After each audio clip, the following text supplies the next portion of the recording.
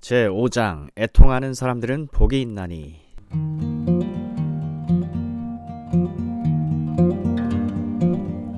우리는 이제 두 번째 복을 생각하게 되었습니다. 애통하는 자는 복이 있나니 그들이 위로를 받을 것임이요. 이 복도 처음 복처럼 기독교인이 아닌 세상에 속한 사람과는 전혀 다른 존재로 눈에 띄고 구별되게 합니다. 참으로 세상은 애통하는 자는 복이 있나니 같은 진술을 우스꽝스러운 진술로 여기고 싶어 합니다. 또 그렇게 여기고 있습니다. 세상이 적어도 피하고 싶어 하는 것이 하나 있다면 그것은 애통하는 것입니다. 세상의 전 체제는 이것을 피해야 한다는 생각에 근거하고 있습니다. 세상의 철학은 여러분의 두통거리들을 잊어버려라, 이런 것들에 등을 돌려버려라, 이런 것들을 피할 수만 있다면 무슨 일이든 불사하라는 것입니다. 두통거리를 찾지 않아도 귀찮은 일들이 하고 많은데 하필이면 이라고 세상은 말합니다. 그러므로 할 수 있는 대로 행복하자라고 말하는 것입니다. 즐거워하는 사람들에게서 소비되고 있는 생활의 전 체제와 쾌락, 광과 돈, 에너지, 열광들은 이 애통하는 정신에서 벗어나기 위한 세상의 일대 목적의 표현이라 하겠습니다. 하지만 복음은 애통하는 자가 복이 있다라고 합니다. 참으로 애통하는 자들만이 행복하다는 것입니다. 여러분이 누가복음 6장의 병행 억구를 보신다면 여러분은 이 말씀이 더욱 돋보이게 기록되어 있음을 아실 겁니다. 부정적인 표현이 사용되었기 때문입니다. 화 있을진저 너희 이제 웃는 자여 너희가 애통하며 울리로다고 주님은 말씀하셨습니다. 이 말씀은 화를 선언함으로써 이 세상의 웃음과 유쾌함과 행복을 정죄하고 있습니다. 하지만 이 말씀은 애통하는 사람들에게는 축복과 행복과 기쁨과 평화를 약속합니다. 그리스도인에 관한 이 예비적인 진술들은 분명코 중요한 진술입니다. 우리가 여기서 영적 의미의 애통을 취급하고 있음이 다시 한번 분명해졌습니다. 우리 주님은 생내적 의미로 어떤 사람의 죽음 때문에 당하는 그런 의미로 애통하는 사람들이 복이 있다고 말씀하지 않았습니다. 그렇습니다. 이것은 영적인 애통입니다. 심령이 가난이 금전적인 것이 아니고 본질적으로 영적인 것임은 이미 살펴본 바와 같습니다. 이것도 전적으로 영적인 것입니다. 이 세상에서의 우리의 자연적 삶과는 아무런 관계가 없습니다. 이 8가지 복은, 8복은 영적 상태와 영적 자세를 가리켜 말하고 있습니다. 격려받는 사람들은 영적으로 애통하는 사람들입니다. 주님은 여기서 애통하는 사람들이 복되다고 말씀하십니다. 앞에서 살펴본 대로 이것은 속세에서는 찾아볼 수 없는 것입니다. 속세에서 찾아볼 수 있는 것과 현격한 대조를 이루고 있습니다. 하지만 다시 말씀드리거니와 이것이 과거에서와 신약 성경에서는 그러했지만 오늘의 교회에서는 분명하지 않은 것이라고 말하지 않을 수 없습니다. 제가 이미 말씀드린 대로 어떤 의미에서는 이것이 우리가 산상 설교를 고찰해 보아야 하는 주요 이유가 됩니다. 우리는 오늘의 교회의 상태와 생활에 관심을 가집니다.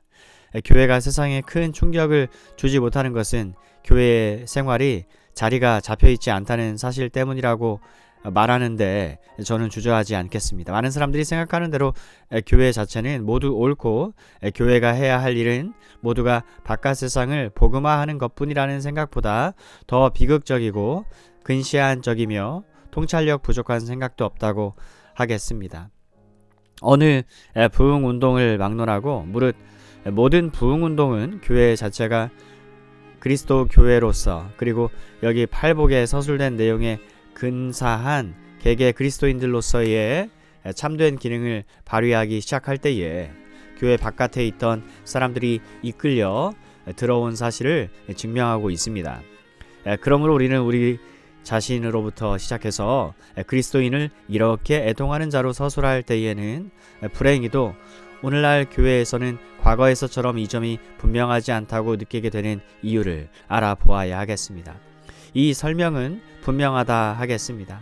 이것은 부분적으로는 가짜 청교도주의에 대한 반동으로서 나타난 현상입니다. 청교도주의가 아니라 가짜 청교도주의, 즉 거짓된 청교도주의 말입니다. 솔직히 말해서 이 거짓된 청교도주의는 지난 세기 말과 금세기 초에 너무나도 크게 눈에 띄었습니다. 이것은 가장된 경건의 모양으로 나타날 때가 허다했습니다. 이것은 자연스러운 것이 아니었습니다. 이것은 내부로부터 나온 것이 아니었고 사람들이 경건의 모양을 가장해서 나타낸 것입니다. 따라서 신앙생활은 거의 비참한 것이라는 인상을 주었습니다. 이것은 자연스럽고 진정한 많은 것들에 등을 돌리게 했습니다. 이렇게 해서 그리스도인은 매력이 없다는 인상을 주었습니다. 그리하여 이에 대한 맹렬한 반동이 너무나도 맹렬해서 다른 극단으로 치달려 버린 반동이 일어났다고 생각을 합니다. 하지만 이것에 대한 또 한 가지 원인을 말씀드리면 우리가 그리스도인으로서 그리스도인이 아닌 사람들을 끌어들이려면 우리는 일부러 밝고 명랑한 모양을 가장해야 하겠다는 생각이 유포되었다는 점입니다. 이리 해서 많은 사람들이 내부에서 생긴 기쁨과 행복을 가지려 애쓰지 않고 거칠애를 도모했습니다. 오늘의 교회 생활에서 애통의 특징이 사라진 이유는 이것인 것 같습니다. 이 같은 피상성과 수다스러움과 가장된 쾌활은 비지성적인 것이라 하겠습니다. 그래서 우리의 외모와 모든 행동을 조정하고 결정하는 바 내부에서 비롯되는 생활 대신 그 무엇으로 가장하고 또 어떤 모습을 나타내려고 애쓰는 이 모든 노력은 여기서 기인하는 것입니다. 하지만 이 모든 것에 대한 궁극적인 원인은 더욱 깊고 더욱 중요한 그 무엇이라 생각됩니다. 오늘날 교회 상태에 대한 최종적 원인은 잘못된 죄의식과 잘못된 죄론 때문이라 하지 않을 수 없습니다. 이와 함께 그리스도인의 기쁨의 참된 성격을 이해하지 못하는 데에도 그 원인이 있습니다. 그러므로 이 중에 잘못이 있는 셈입니다. 과거에는 그렇지 않았지만 이제 와서는 죄에 대한 참되고 깊은 확신이 없습니다.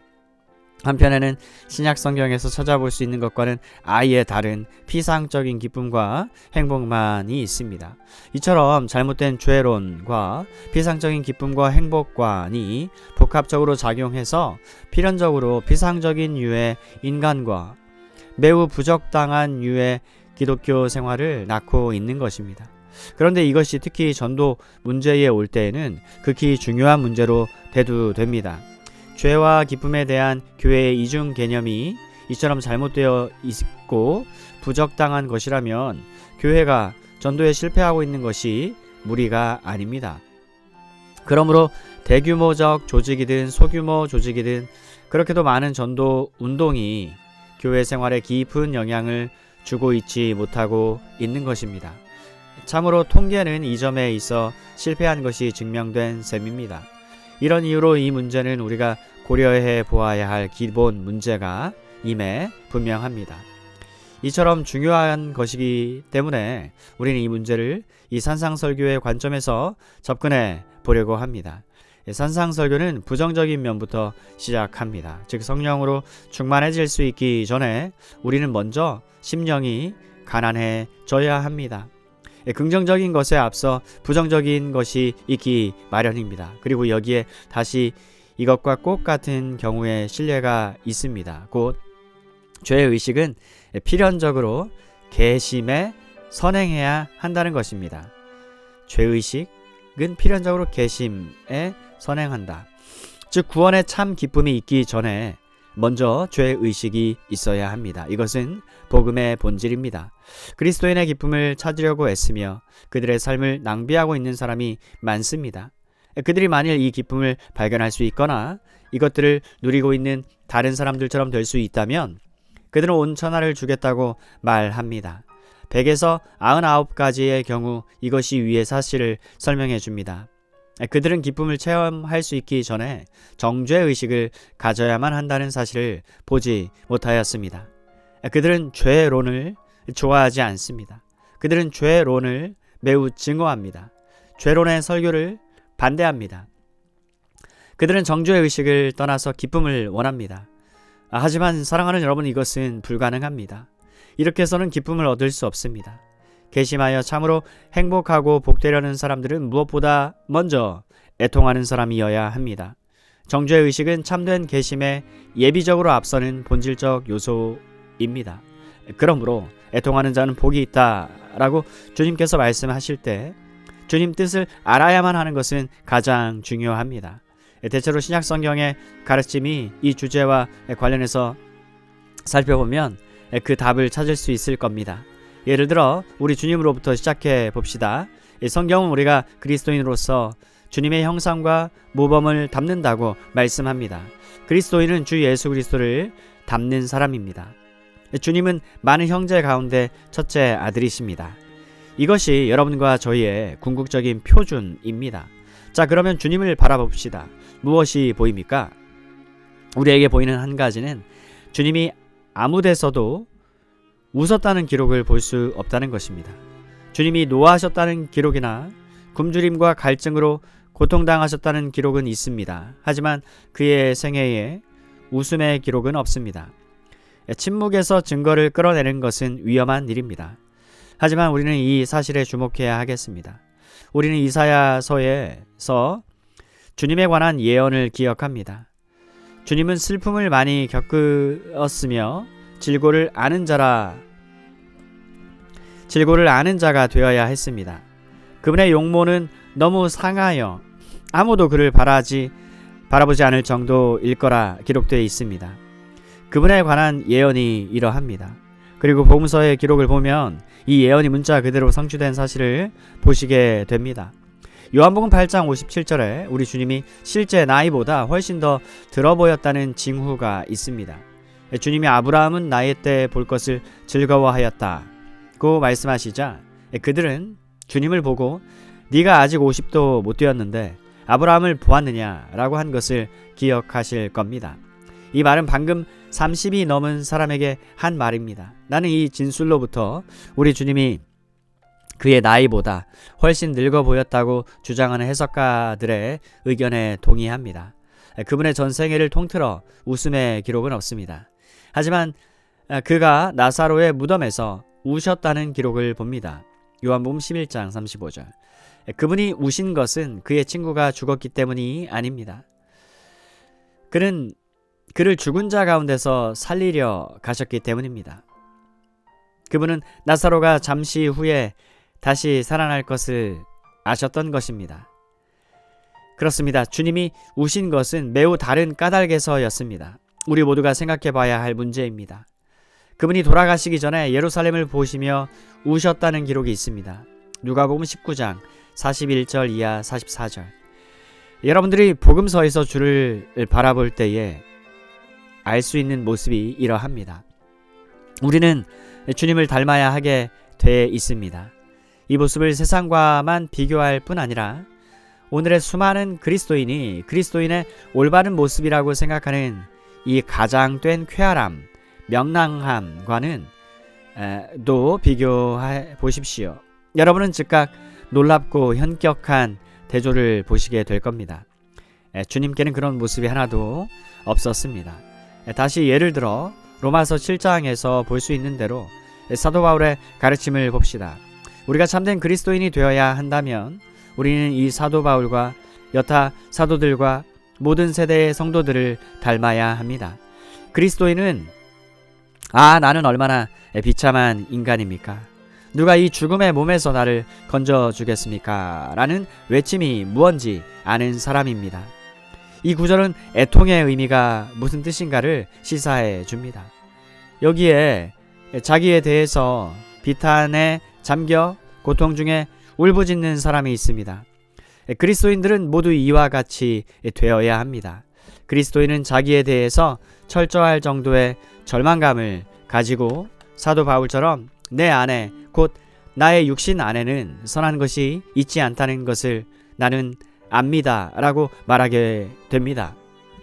바울은 나는 내가 원하는 선은 행치 않고 도리어 원치 않는 악을 행하고 있습니다 라고 말할 수 있었던 체험이 무언지 알았습니다. 사도 바울은 마음의 법과 몸의 지체들의 법과의 이 같은 갈등을 충분히 알았습니다. 이것들이 비참한 싸움을 하고 있었던 겁니다. 하지만 바울이 로마서 8장에 하신 말씀에 다시 귀를 기울입시다. 여러분은 로마서 7장에 기록된 것이 바울의 체험 중 일면에 지나지 않으며 바울이 7장을 뒤에 두고 로마서 8장으로 넘어갔으며 다시는 그가 애통하는 것이 무엇인가를 알지 못했다고 그렇게 생각하는 사람들이 있습니다. 하지만 로마서 8장 23절에 이런 구절이 있습니다. 그뿐만 아니라 성령의 처음 열매를 가진 우리의 몸을 온전히 속량해 주시기를 기다리고 있습니다. 그리고 다시 고린도후서 5장에서 이 장막집에 사는 동안 우리는 무거운 짐에 눌려 신음합니다 라고 말합니다. 우리는 이 하늘에서 오는 우리가 살 집을 우리 위에 덧입기를 사모하면서 이 장막집에서 신음하고 있습니다 라고 그 자신이 직접 서술을 했습니다. 사도 바울은 이것을 목회 서신에서 좀 더 뚜렷이 나타내었습니다. 거기서 디모데와 디도에게 붙인 편지에서 그들이 다른 사람들을 어떻게 가르쳐야 할 것인가를 말했습니다. 바울은 나이 많은 남자들은 자제력이 있고 위엄이 있고 신중해야 한다. 이와 같이 젊은 남자들도 신중해야 합니다. 여기에는 여러분들의 입담 좋은 유쾌함과 쾌활함이 하나도 없습니다. 젊은 그리스도인들까지도 그들이 얼마나 행복한가를 세상에 보여주기 위해 항상 얼굴에 밝은 미소를 띄울 정도의 그처럼 놀라운 기쁨을 나타내려고 가장해서는 안 됩니다. 저는 지금까지 몇몇 성구를 되는 대로 뽑아 보았습니다. 다른 신약 성경 저자들의 글에서 더 보충할 수도 있었습니다. 이것은 모두 무엇을 의미합니까? 그 의미를 가장 잘 드러내는 최고 방법은 다음과 같은 것으로 생각됩니다.